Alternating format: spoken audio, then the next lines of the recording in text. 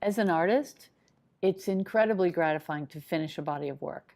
But for me, that's just the beginning. And that's what this workshop is all about.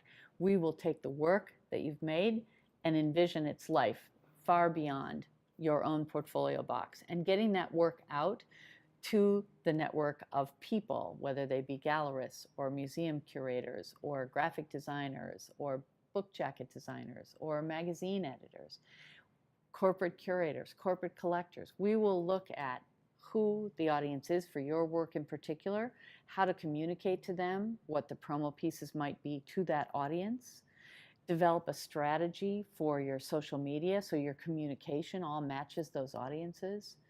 I also want to make sure that you understand the funding of these elements so that you can get the work done and out, utilizing the best tools that we have today that are affordable.